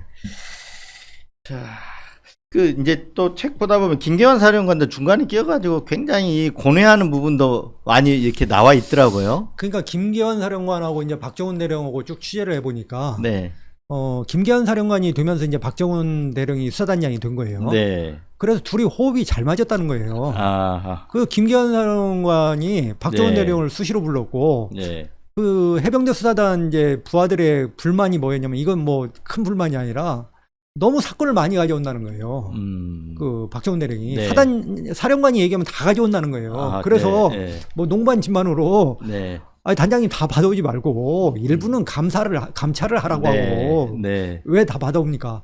그만큼 그 박정훈 대령이 충성스러웠다는 거예요. 네. 이게. 그리고 박정훈 대령도 수사 과정에서 뭐라고 하냐면 해병대는 절대 상관의 명령을 거역할 수 없다. 네. 그건 정말. 그리고 비해사 출신인데 제가 그러니까 이 해병대는 또 해군사관학교 출신 장학을 하고 있어요. 네, 사실. 네, 그래서 이분은 이제 경북대학교 법대를 나왔지 않습니까? 네. 고려대 이제 물론 네, 네. 박사를 받았지만은 그래서 비해사 출신의 비주류예요. 네, 이분이 박정훈 대령이. 네, 근데 이제 수사단장까지 갔잖아요. 네, 그러니까는 얼마나 충성을 다했겠습니까? 네, 근데 김기현 사령관하고 이제 책을 좀 보시면 알겠지만은 사실 8월 2일까지만 해도 김기현 사령관하고 계속 유지가 돼요. 그리고 네. 김기현 사령관도 계속 박정훈 대령을 보호를 해요. 네, 정말 해병대 수사단은 밤을 새워가면서 수사를 했고 열심히 했다. 네. 그 수사가 거의 완벽하다. 네, 그다음에 재판에서도 뭐라고 하냐면 저는 장관 지시가 없었으면 이것을 뭐 혐의자 혐의 내용을 바꾸라고 절대로 하지 않았을 것입니다. 네. 이렇게 얘기할 정도로 전폭적인 신뢰를 하죠. 그래서 8월 2일 날 이제 국방부 검찰단이 가서 김기현 사령관을 저녁 7시부터 수사를 하지 않습니까? 네. 5시부터. 그러니까 박정훈 단장, 그때 김기현 사령관이 뭐라고 하냐면 박정훈 단장을 이렇게 얘기를 해요. 제 명령을 뭐 받지 않은 것은 사실이지만 여러 가지 상황이 혼재돼 있습니다. 네, 그런 점도 네. 검토를 해야 됩니다. 그러니까 네. 박정훈 대령을 비호하는 것이죠. 그러니까 이게. 뭔가 보호하려고 했다는. 그러니까 이미 자기는 집단항명 수교고 항명 사건이라는 걸 이제 사령관은 아는데 네. 그때 당시에 사령관도 황당했던 거예요. 네. 이게 무슨 뭐 항명 사건이고 네. 이런 사건 정도는 아닌 겁니다. 네. 이런 취지로 얘기를 한 거예요. 아, 그렇죠. 네. 근데 그러고 이제 그날 저녁에 박세진 중수대장 네. 넘버 2죠. 네. 해병대 수사단의 넘버 2. 그러니까 박정훈 대령 바로 아래. 예. 네. 그러니까 박정훈 대령이 이제 보직 해임이 됐잖아요. 네. 8월 2일 날. 네. 그러니까 이분이 이제 직무대행을 해야 되는 상황이니까 네. 국방부 검찰단 조사를 마치고 전화를 하잖아요. 네. 그러면서 우리는 진실되게 했으니까 걱정할 거 없다. 네. 충분히 수사했고 너희들 내가 다 안다. 네. 그 너희들 법무관리관하고 통화하는 거 다 녹음해놨지? 알지? 네. 그러니까 그때는 실제 그 녹음이 된 걸로 알았을 것 같아요. 자기도 녹음을 하고 자기도 기록을 해놨으니까요. 그러니까 네. 해병대 사령관도 자신 있게 나간 거 아닌가 싶어요. 그러니까 그런 거 알지? 야 이거 네. 상황 말은 못하지만 네. 이 상황이 엄청난데 니들 다 방어할 거 니들 해놨지? 그러니까 그 얘기죠, 그러니까. 네, 네. 그런 얘기죠. 네. 근데 이제 해병대 그 사령관이 이제 결정적으로 진술을 바꾸는 게 뭐냐면 4번 조사를 받아요 이분이.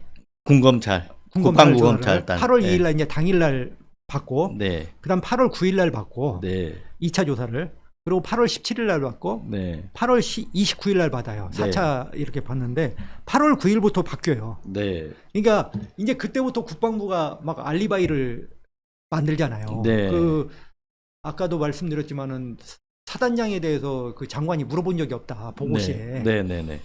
그러면서 국방부에서 8월 8일 날 그 대변인이 기자 브리핑을 하는데 그 사단장 물어본 적 없고 장관이 질문한 것은 초급 간부들이 걱정이 돼서 네, 초급 간부들 때문에 질문을 한 거다. 네. 근데 그날 초급 간부라고 하는 얘기가 8월 7일 날 처음 등장해요. 8월 네. 7일 이전에는 초급 간부라는 말이 없었어요. 그렇습니다. 그 책에는 근데 초급 간부들 수색에 참여했는데 살아 있다는 이유만으로 책임져야 하느냐 예, 이런 예. 질문이 나왔다고 하는데 그게 나중에 만들어진 얘기예요. 나중에. 그 당시 장관 보고 때 예. 있었던 건 아니고. 예, 이제 그 박정훈 대령 항명 사건으로 몰아가려고 하니까 거기다 항명 사건이 약간 찜찜하니까 이제 상관 명예훼손까지 넣은 거예요. 네, 네. 이게 영장을 넣으려면 네, 주렁주렁 열잖아요. 우리 네, 검찰하고 네, 이 네. 특색들이 그런 거 아닙니까? 본 혐의만 하는 게 아니라 네, 이게 완전히 그 비열하게 네, 이제 이렇게 몰아가는 거죠. 그러면서 이제 자기들이 말을 맞춰가는 과정으로 보여요. 네, 그러면서 그 8월 9일 날 이제 김기현 사령관도 계속 지금 통화 기록에 보면 계속 전화를 한 거잖아요. 네, 그러니까 이때부터는 사실은 우리가 아는 진실이 완전히 왜곡되어 있는 상황이라고 이해를 하시면 될 것 같아요. 네. 왜곡되어 있는 상황. 그러면서 8월 9일 2차 조사에서 이첩은 박정훈의 네. 개인적인 독단적 행동이 나면서 확 이제 바뀌어버리죠. 박 대령을 배신하죠. 네. 이때부터 이제 갈 길이 서로 이제 두 갈래 길에서 완전히 갈라지는 거죠. 그러니까 처음에는 이첩을 용인하는 듯 이렇게 김기현 사령관 태도가 그랬잖아요. 네, 용인하는 알지? 것처럼. 야, 너네 다 준비했지? 네. 어, 근데 예. 나중에서 아까 얘기한 대로 박정훈 대령이 사고 친 것처럼 지금 완전히 이제- 이렇게 이제 돌아서잖아요. 그렇죠. 그럼 왜 그랬을까요? 이게 그 중간에 뭔가 엄청난 압력을 받았겠죠? 엄청난 악력이 있었죠. 이게 그 박진희 군사보좌관하고 김기현 사령관하고 그 7월 30일부터 이제 8월 2일까지 네. 문자 받는 것이 그 재판이라든지 이미 공개가 많이 됐어요. 네. 그 기록 상황에서 이제 8월 1일 상황을 한번 되돌아보면 네. 8월 1일 날은 무슨 날이냐면 이제 8월 2일 날 이첩을 하잖아요. 네, 10시경에. 네. 그 전날이에요. 이 하나하나 읽어보면 네. 그 장관의 군사보좌관 비서격이죠. 그렇죠. 그 사람이 오전 10시 26분에 네. 문자를 보내요. 사령관한테. 박진희 군사보좌관이. 네. 그 거기가 몇 페이지죠? 108페이지입니다. 네. 108페이지. 여기 10시 26분에 이제 26분에 나오잖아요. 지난번 네. 보고는 중간 보고고. 그러니까 장관 보고는 중간 보고고. 네. 이첩전 최종 보고를 해야 된다는 것도 하나가 이유가 될 것 같다. 그러니까 이제 이첩 보류를 하니까 이런 식으로 알리바이를 만들자는 거죠. 네. 그러니까 사령관이 위험성이 많은 부분이라 법무관리관과 서단장이 지금 이야기하고 있다. 이렇게 얘기를 네. 하잖아요. 네. 그러니까 이게 뭔가 찜찜하니까 보좌관이 사령관님 통화가 가능하냐고 전화를 하잖아요. 네. 그러니까 이제 사령관이 보좌관한테 또 이 전화를 하는 사이에 문자를 보낸 것 같아요. 네. 쉽지 않은 부분입니다. 그 국방부에 대한 국방부의 얘기대로 관련자를 변경하면 이게 직권남용 권리 혐의에 해당할 수 있고 네. 이게 여론도 악화되고 의혹제기로 네. 야당도 쟁점화하고 유족도 쟁점화해서 이것이 그 공정한 수사만이 최소한 예인데 네, 이게 다 네. 무너질 수 있습니다 하고 이렇게 하잖아요. 예, 이게 사실 수사단 입장을 그대로 그대로 한 여기다 거죠. 이게 아까 박진희 말한- 보좌관한테 보낸 거잖아요. 예, 네, 이게 수사단 다 보낸 입장. 거죠. 아까 네. 어제 그 관계자 네. 변경시 문제된 네, 걸 네. 이대로 해서. 그러니까 보좌관이 12시에 사령관한테 또 뭐냐면 이때 이제 이게 실체죠. 딱 적어 있는 겁니다. 확실한 혐의자는 수사 의뢰하고 지휘책임 관련 인원은 징계로 하는 것도 검토해. 이게 이제 직권남용이죠. 그렇죠. 왜냐면 수사에 명확한 증거 아닙니까? 네, 이게? 네. 그러니까 말하자면 사단장은 징계로 해달라는 거잖아요. 네. 그 이후에 이렇게 상황을 보면 저도 이제 사령관이 거기에 저도 부하들 전부 살리고 싶은데 정말 미치겠습니다. 아쉽습니다. 막 이렇게 보내요. 그러니까 이 내용을 그냥 문자 그대로 보지 말고 이 내용을 음미하면서 보면은 엄청난 그 사령관은 이날 압박을 받은 거예요. 압박을 받고 나름대로는 해병대 수사단을 보호하려고 한 거잖아요. 그때까지도 지금. 이제 상황을 이게 지금 8월 2일 그러니까 1일 날 상황. 1일 날 상황이에요. 전날 예, 기록 예, 전날. 경북경찰청 이첩하기 전날 상황까지 이랬다는 거. 전날까지도. 전날까지도. 그래서 네. 그날 전날 저녁 그 오후에 사령관이 기록 좀 가져와 봐라. 내가 한번 보게. 처음으로. 네. 그 보니까 고칠 부분이 없는 거예요. 네. 그러니까 박정훈 대령을 보면서 정훈아 괴롭지? 네. 우리 소주나 한잔 하자 네. 해서 이제 저녁을 먹는 그런 과정이 있거든요. 네. 근데 이제 돌변이 됐단 말이에요. 돌변이 된 것은 이제 8월 2일 상황부터는 이제 엄청난 이제 그때부터는 왜냐면은 박정훈은 죽여야 되고 네. 그 대통령과 국방부 장관은 살아야 되니까 우리가 추정할 수 있잖아요. 네. 얼마나 많은 압박이 있고 그러면 나는 어느 편에 서야 되는가. 그 판단을 했겠죠. 자기도 이제 군검찰 다음 날이죠. 이제 다음 날 바로 아까 이 문자가 오간 다음 다음 날이 날이죠. 8월 2일이고 그날 기록이 경북경찰청 갔다가 회수된 날이고 네. 그리고 본인도 군검사들한테 조사를 받은 날이고. 근데 뭐 10분 이해하면 그날 지금 확인은 안 됐지만 해병대 너희들은 왜 이렇게 말을 안 듣는 거냐 이 말이 나왔다는 거잖아요. 해병대 네. 너희들은. 근데 이제 그 부분은 아직까지 확인이 되지 않았지만 그게 네. 8월 2일 오후 상황으로 보여요. 그 말이 전달이 됐다면. 그러니까 그렇겠죠. 이첩하지 말라 그랬는데 이첩이 됐으니까 충분히 아니 이첩 전날. 이첩 전날. 어, 어. 예, 예. 이게 계속 그 사령관이 그대로 하겠다고 보고를 안 하니까 아. 이게 저는 이게 대통령의 워딩이라고 추정이 돼요. 그러면 대통령 입장에서는 이게 박정훈 대령의 항명으로 본 게 아니고 해병대 사령관의 항명으로 봤을 가능성이 있네요. 그렇죠. 8월 2일 날 처음에는 사실은 해병대 사령관의 항명으로 봤을 것 같아요. 네. 그렇게 해서 오후에 8월 2일 오후에 그래서 김기한 사령관을 조사를 한 거예요. 네. 그러니까 더 열받았겠네. 네. 엄청난 거 7월 31일 날 경로했던 것보다 더 큰 경로가 아니, 8월 2일 날. 국방통수권자인 내가 명령을 했는데 왜 계속 그대로 안 하고 왜 자꾸 니들 맘대로 하려고 하느냐. 그러면서 이제 해병대 너희들을 왜 말을 듣지 않냐는 말은 사령관 입장에서 이제 10분 그분을 이해한다면 제가 좋아하지는 않지만 그래서 집단 항명 수계로 해서 박정훈 그럴 수 대령이 있죠. 집단 항명 수계로 된 그럴 거 수도 아니에요? 있죠. 그럴 가능성이 있죠. 네. 사실은 대통령 그러면- 워딩이 집단 항명 수계로 나와 버렸으니까. 예, 예. 그래서 그 죄를 그대로 적용했을 가능성이 왜냐면 박 단장 보직 해임도 처음에 장관 지시로 어긴 것으로 이렇게 그렇죠. 보직 해임이 나와서 그러다가 찍찍 그러고 가지고 네. 사령관으로 고쳤다는 거 아닙니까? 네, 인사처장 네. 해병대 인사처장이. 네. 그 얘기는 뭐냐면 처음에는 사실은 사령관을 겨눴을 가능성이 높죠. 근데 그날 조사를 해보고 보니까 네. 이게 아닌 것 같다라고 네. 이제 하면서 아닌 것 같다기보다 김기환 사령관이 물러서 버린 거잖아요. 물러서버린 거죠. 그렇죠. 그렇게 보여야죠. 네. 이렇게 보면은 이제 어느 정도 윤곽들은 다 나온 거 아니겠습니까? 예, 사실은 지금 우리 정황이나 사실은 다 드러났죠. 네. 뭐 그걸 아니라고 저 사람들이 저렇게 자꾸 얘기를 하니까. 그리고 나서 이제 구체적으로 드러난 것들이 8월 2일 날 결국은 대통령 개인 전화로 이종섭 장관하고 3번 통화를 하잖아요. 그리고 저는, 예. 차관하고도 또 통화하잖아요. 저는 정말 이 사건에서 핵심되는 날이 8월 2일이라고 봐요. 물론 네. 7월 31일 날 이첩을 보류하라고 한 날도 중요하지만 이날은 진짜 법적으로 그 어떤 직권남용 혐의라든지 이런 거에서 본판의 날이라고 봐요. 네. 그 대표님 뭐 옛날에 큰 특종하셨는데 사직동 팀 알잖아요. 네. 그 사직동 팀이 뭡니까? 청와대 하명 수사를 하는 그렇죠. 거잖아요. 대통령 정보 하명수하는 거예요. 대통령 정보 하명수. 수집을 하고 어떤 사람이 뭐 있으면 거기에 수사를 해가지고 네. 그래서 얼마나 나는 새도 떨어뜨린다는 데가 사직동 팀이었죠. 사육동 팀이었잖아요. 네. 저는 이게 꼭 같다고 볼 수 없지만 이날은 대통령실이 거의 사직동 팀이라고 저는 보여요. 네. 그리고 이날은 정말 공화국의 어떤 지도자가 법치주의의 근간에서 공화국의 지도자가 하는 날이 아니고 조선의 어느 와. 날이라고 보여요. 어명이죠. 임금이라고 어명. 봐요. 어명. 네, 이날은 네. 왜냐하면 대통령이 정말 뭐 비서들한테 전화하고 국방부에 수시로 전화하고 이날 얼마나 그다음에 또 그 대통령 전화를 받은 비서들은 수시로 법무가 심지어는 지금 법무비서관실 제가 청와대 용산 직제가 지금 어떻게 돼 있는지 확인은 못했는데 지금 추가로 나온 게 법무비서관실도 이 사건에 나섰다는 거예요. 공직기강 비서관실 말고. 지금 이제 등장하는 게 네. 국방비서관은 뭐 업무적으로 관련이 돼 있으니까 네, 그렇다 네, 치고 공직기강 비서관이 등장했어요. 예, 예. 유재훈 법무관리관과 공직기강 비서관이 서로 전화 통화가 있었는데 이거는 굉장히 업무적으로 관련이 없는 사람들의 통화란 말이에요. 네네. 네. 그러니까 이제 대통령이 12시 때 이종섭 장관, 우즈벡에 있는 이종섭 장관하고 세 번을 하죠. 해서 아마 이때 제2의 경로가 있었던 것 같아요. 네. 또 이제 엄청 그래서 이제 이첩기록 회수하라는 그 지시가 내려간 것으로 보여요. 왜냐하면 네. 장관은 나는 이첩기록 회수를 하지 않았다는 거 아닙니까? 네. 결과적으로 국방부 검찰단이 내 소속이라 내가 책임지겠지만 네. 네. 내가 지시한 건 아니다라고 얘기를 실토를 했잖아요. 네. 그러면 이첩기록 회수라는 거는 대통령으로 보여요. 네. 그래 이제 12시 때 이렇게 대통령이 오고 그다음 대통령실이 난리가 나서 국방부에 이제 전화가 빗발치고 문자가 네. 빗발치고 하니까 국방부에는 누가 있습니까? 지금 장관은 우즈벡에 있고 네. 신범철 차관이 네. 직무대응을 하고 있잖아요. 신범철 차관이 도저히 방어를 할 수가 없잖아요. 네. 이게 지금 난리가 난 네. 상황이에요. 그러니까 이제 모여 한 거예요.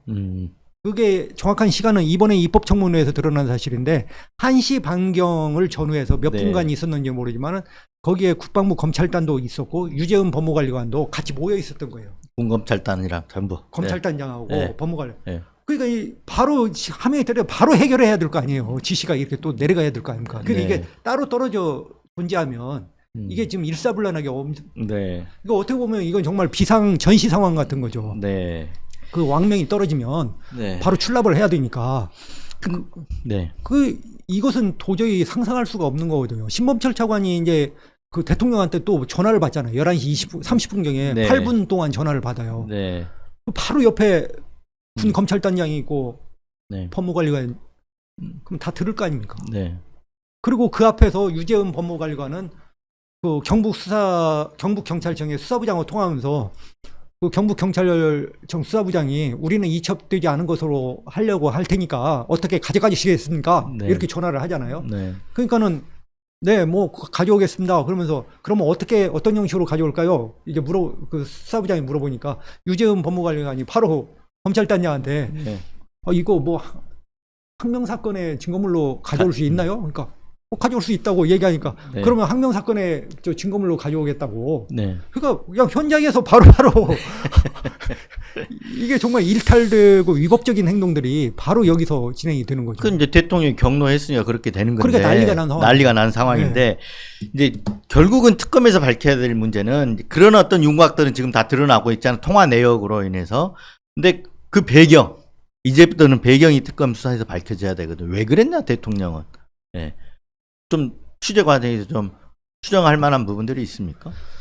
글쎄 뭐 책에서 이제 시원하게 대답을 제가 네. 드리지 못해서 저도 참 죄송하고 안타까운데 결국은 그거잖아요. 왜 도대체 임성근 사장장 때문에 이 난리를 쳤어야 되냐. 임성근이 뭐길래? 임성근이 뭐길래. 네. 그러면 우리가 대통령이 경로한 이유를 두 가지로 추정할 수 있어요. 하나는 그냥 단순 경로예요. 네. 워낙 이분이 성정이 뭐 좀 난폭하시고 네. 폭발적이시니까 네. 이분이 그냥 자기가 또 모든 자기 세상 생각에. 만물은 다 네. 다 안다고 생각하니까 야 이건 말이 안 돼. 이러면 뭐 대한민국 사단장 가운데 이렇게 쳐버리면 누가 수사해 하면서 야 다 물려 이렇게 지시했을 네. 그 경로했을 가능성이 있는 거고 네. 이제 지금 한간에서는 뭐 얘기가 주가 조작 공범을 통해서 그 구명로비라든지 이런 의혹이 제기되고 있지만 저는 사실 아직까지는 뭐 공중파 언론인이어서 네. 그 부분을 구체적으로 네. 언급하기는 그렇습니다만은 아까도 얘기했지만 임성근 사단장이 누군가를 통해서 구명로비를 했을 것이면 분명해 보여요. 네. 그러면 구명로비에 의해서 이것이 대통령이 이렇게 해가지고 임성근 사단장을 구하려고 했던 간에 네. 뭐 두 가지 중에 하나 아니겠어요? 네, 두 가지 중에 하나로 보이는데 예. 저는 이제 일반적으로 대통령이 이태원 참사 때도 이런 걸로 행안부 장관의 옷을 벗기면 예, 예. 살아남을 장관이 어디 있겠느냐 이런 어떤 의식이 있었단 말이에요. 예. 근데 거기에 비춰보면 그런 어떤 상황에서 사단장을 이런 걸로 사단장에게 책임지면 누가 대한민국 사단장 하겠느냐 이런 생각을 했을 가능성도 있지만 저는 후자라고 봐요. 왜 후자라고 보냐면 예, 예. 대통령이 그거는 비서실장을 시키든지 국방비서관을 시켜가지고 해서 하면 되는데 예. 본인이 직접 나서가지고 세 예. 번씩 하고 예. 장관한테 세 번씩 하고 차관한테도 하고 본인이 직접 했단 말이에요. 이거는 아까 그런 일반적인 이런 상황 갖고 사단장한테 어떻게 책임을 물어 이런 정도 인식 갖고 이렇게 직접 나서 갖고 전화 돌리지 않아요. 저는 두 가지가 혼재되어 있을 가능성이 있다고 봐요. 혼재되어 있을 가능성이. 네. 그래서 아마 결과를 보고 나면 참 허망할 것 같아요. 나중에 그 특검 수사가 이루어져야 결과가 나오잖아요. 이런 일로 이렇게까지 네. 이렇게 해가지고 재복 입은 군인을 네. 반란 수교에 버금가는 집단항명 수교로 엮고 네. 한 사람의 인생을 이렇게 권력이라고 하는 것이 매장시키려고 한 거잖아요. 이렇게까지 할 수 네. 있는가? 네. 이게 국군 통수권자의 업무인가? 네. 근본적인 질문이 오겠죠. 네, 그렇죠. 예. 아까 그래서 제가 정직에 충성한다는 군인이 네. 대통령실을 향해서 저는 관역을 겨누고 있다고 생각합니다. 네. 그래서 사실 그냥 이첩 서류를 회수한 거, 이첩은 사법 절차잖아요. 사법 절차죠. 당연히 하게 돼서 정상적으로 절차가 이루어진 거란 말이에요. 근데 그걸 갖다가 아무런 근거 없이 다시 가져왔단 말이에요. 이건 직권남용 빼박이잖아요. 빼박이죠. 네. 그리고 상식적으로 더 잘하시지만 그 압력을 넣어서 빼려면 경찰 단계에서도 뺄 수 있잖아요. 솔직히. 네. 어떻게 보면 지금 경찰이 제가 볼 때 이 정권에 와서 경찰이 풀보다 빨리 눕는 게 경찰이에요. 네. 이미 다 장악돼 있잖아요. 네. 지금. 그러니까 결국은 경찰 단계에서 하면 더 쉬워요. 예. 쉬운데 왜 그 해병대 수사단 단계에서 그걸 하려고 했냐? 그러니까 당시로는 이제 그들의 워딩을 통해서 이제 생각할 수밖에 없는 게 유재훈 법무관리나 국방부의 논리는 뭐냐면 이제 이첩 보류를 하고 고민을 하다가 박정훈 대령이 두 가지를 제기를 했다는 거잖아요. 네. 그러면 상급 부대, 국방부 조사본부가 이제 그 경찰 조직의 최상급 부대예요. 네. 그러니까 상급 부대에서 다시 재검토를 이관해서 거기에서 검토를 시키면 우리도 이제 직권남용 혐의에서 벗어날 수 있으니까 이관을 좀 합시다. 네. 그렇게 저는 박정훈 대령이 정말 현명한 방법을 선택을 했다고 봐요. 네. 그러니까 해병대 법무실장이 이 얘기를 듣고 그거 정말 좋은 아이디어다. 네. 괜찮다. 그다음 차관도 괜찮다고 그랬다는 거 아닙니까? 그 당시로서는. 네. 근데 이관을 이제 거부하잖아요. 그 조사본부로 이관을 거부당하잖아요. 네. 거의 24분 만에 거부당하는데 그 이유가 뭐냐면 그 이유도 허망한 게 만약에 해병대 수사단에서 이렇게 나왔는데 조사본부에서 다르게 나오면 이게 또 오해를 산다는 거죠. 자기들. 네. 그러니까 결국은 박정훈 네가 알아서 네가 다 안고 가고 네가 그렇죠. 폭탄 다 안고 너 네. 혼자 죽어. 네. 이거죠. 자, 결국은 이제 윤곽이 다 나왔기 때문에 예. 제가 보기엔 특검에서는 그 책임질 사람한테 법적인 혐의를 딱딱딱 적용하는 거 이 부분 하나 하고 아까 말했던 그 배경 부분이 있잖아요. 왜 그랬는지 이 부분이 제일 핵심이 될 것 같아요. 특검 수사가 된다면. 그렇습니다. 네. 이제 박정훈 대령에 대해서 신원식 국방장관이나 이 여당에서는 정치군인이라고 비난하죠. 그렇죠. 보시니까 누가 정치군인 같습니까? 저는 오히려 지금 위에 계신 분들 위관들이 더 네. 정치적인 것 같습니다. 저는 정말 네. 아직까지는 박정훈 단장에 대해서 100% 신뢰를 하고 있고, 네. 예, 그렇습니다. 그리고 더더군다나 이게 책을 한 권 쓰시면서 여러 사람들 많이 만나셨을 예, 예. 거고 예, 자료 예. 조사도 다 했을 예. 거고 그러고 나서 내린 결론이기 때문에 우리 듣는 국민들도 다 어느 정도 신빙성을 가질 것 같아요. 신뢰감을 가질 아까도 것 뭐 같고. 처음 모두에도 말씀드렸지만은 저는 미래 박정훈 단장이 어떻게 변할지는 우리가 알 수가 없잖아요. 네. 근데 지금까지 보여온 모습은 일관돼 있고 아까 움직임이 크지 않고 동요가 크지 않은 군인이다. 그래서 네. 믿음이 지금 가지고 있습니다. 그리고 또 이 사건을 추적하는 분들이 있는데 참 저는 이 사건을 추적하면서 또 한 가지 감동을 받는 것은 지난번 재판을 보고 오는데 재판을 끝나면 또 기자들이 나와가지고 변호인하고 네. 이렇게 일문일답을 해요. 근데 옆에 지켜보면서 이렇게 느낀 점이 불현듯 그런 생각이 들더라고요. 아, 정말 선한 싸움이구나. 이게. 네. 어떻게 보면 박정훈 단장이나 김정민 변호사 입장에서는 이게 맨주먹 붉은 피로 싸우는 거예요. 네. 이 권력, 대통령 권력, 어마어마한 권력 아닙니까? 대통령 지금? 권력하고 싸우는 거죠. 대통령 권력하고 어마어마하게 네. 싸우는데 진짜 맨주먹 붉은 피로 싸우는 거예요. 지금 네. 여기까지 끌고 왔는데 그런 것을 생각하면서 그 현장에 있다는 것이 잠깐 제가 정말 뿌듯하다는 생각이 들었어요. 이게 네. 결론은 어떻게 될지 모르겠지만 기자의 피가 끓는 것 같습니다. 예, 어떻게 될지는 모르겠지만 정말 그날 그때 그 느낌이 네. 저녁에 해는 지는데 거기가 약간의 내려오는 길이에요. 군사법원에서 내려오면서 불현듯 그 생각이 강렬하게 네. 예, 와닿았어요. 자, 돌아오지 못한 해병의 이 억울한 죽음에 대해서 책임질 자는 책임을 져야 하고, 또 이 책임 규명 과정에서 은폐하려던 자는 또 부당한 압력을 행사해서 은폐하려던 사람들은 또 그대로 규명이 돼야 이게 어떤 상식이고 정의인 것 같아요. 예. 네. 하여튼 그 과정에서 우리 구형께서도 그런 어떤 생각으로 책을 쓰신 거 아닐까요? 그렇습니다. 그렇죠? 저는 네. 예, 결국에 지금 이제 근데 다가오는 것 가운데 중요한 게 뭐냐면 그 대통령 비서실장이 엊그저께 운영위에서 경찰에서 곧 그 수사 결과를 발표한다는 거 아닙니까? 네. 한 열흘 있다가 아마 7월 10일경 7월 그러니까 19일 그거는 날이 이제 경북경찰청에서 그렇죠. 최상병 사망 사건에 대한 수사 네. 결과죠. 그러니까 과실 책임이 어디까지인가 예, 이 부분에 대한 수사 결과죠. 항명 사건 말고요. 근데 그것도 대통령 비서실장이 그렇게 알고 있다는 것도 참 정상적이지는 않은데 네. 그게 그다음에 대통령 또 비서실장이 뭐라고 그날 와서 핵심은 뭡니까? 네. 이 사건은 항명 사건이 본질이라고 얘기를 하잖아요. 네. 그 얘기는 가이드라인이잖아요. 네. 그래서 경북 경찰이 네. 그 임성근 사단장을 네. 과연 검찰에 송치할 것이냐 아니냐는가 핵심이죠. 네. 이 사건에. 네. 저는 지금 나오는 워딩으로 봐서는 불안한 네. 불길한 좀 생각이 들어요. 네.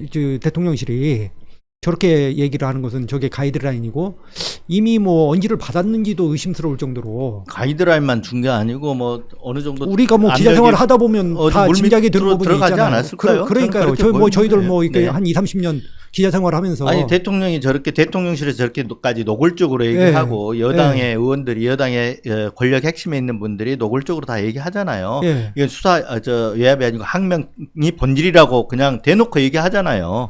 예, 그런 걸로 봐가지고는 분명히 저는 들어갔다고 봅니다. 그러니까요. 저도 네. 지금 불길한 생각이 드는데 이 사건은 그러면 송치를 하냐 안 하냐가 핵심이잖아요. 네, 그러면 송치를 하면 당연히 박정훈 단장에 대해서도 공소 취소가 돼야 되는 거예요. 네. 왜냐면은 이 사건이 그 임성근 단장을 한 게 적법했다는 거잖아요. 그렇죠. 그래서 송치를 네, 하는 경우에. 네. 그러면 이 사건을 항명으로 엮는 것은 정말 말이 안 되잖아요. 네, 그게 이 정권이 빠져나갈 수 있는 저는 마지막 방법이라고 생각해요. 네. 근데 만약에 임성근 단장을 송치를 안 한다. 네. 이거 기름에 또 기름을 붓는 격이 있죠, 불에. 그렇죠. 예. 예.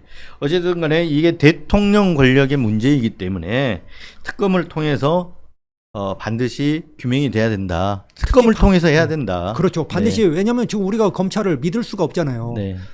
사실은 지금 우리 사회에 갈등이 이렇게 증폭되는 걸 물론 뭐 여야 간의 대결이 있지만 그 언저리에 보면 저는 예전에 그 대표께서도 뭐 기자 생활을 할 때 보면은 기자들의 이 취재라는 게 한계가 있잖아요. 네. 정보 접근이. 네. 그러면 언론은 의혹을 제기하고 그러면 그 의혹이 국민적으로 커지면 이제 수사기관이 받아서 네. 그걸 파헤쳐서 결론을 내야 되는데 이게 이 정권 들어와서 그 고리가 끊어진 거예요. 네. 검찰이 윤석열의 검찰이 못 믿는 되면서. 거죠. 예. 네. 그러니까 우리가 검찰에 보내서 하면 좋겠지만 검찰을 지금 믿을 수가 없잖아요. 네. 오염되니까 결국 이 사건은 특검만이 네. 믿을 수 있게 사실 그거 하라고 특검 하는 거거든요. 그거 하는 거고요. 네. 예. 사실은 아니 야당 수사하는 거는 검찰이 잘 하니까 놔두는 거고 그걸 특검할 이유가 없는 거잖아요. 특검할 이유가 없는. 이건 대통령 권력과 검찰의 문제. 예. 그리고 이런 경우는 다 특검을 해서 명명백백 규명을 그렇죠. 해야죠. 예, 네. 맞습니다. 그게 바로 상식이요 정의를 그리고- 바로 세우는 거죠. 예, 8월 2일 날은 정말 전체적으로 그림을 정말 세세하게 법리적으로 따져볼 필요가 있어요. 이날 정말 네. 어떤 그 과거의 사직동 팀이 부활한 거 아닌가 그 네. 정도로. 네. 예. 그래서 그 상식과 정의를 바로 세우기 위해서 쓰신 책이잖아요. 예. 네. 오늘 좀 도움이 됐으면 좋겠습니다. 네 도움 될 것 같습니다. 예, 예, 네. 감사합니다. 오늘 장시간 고생하셨습니다. 아유, 예. 영광이었습니다. 예, 인터뷰 여기서 마치겠습니다. 예, 감사합니다. 네, 감사합니다.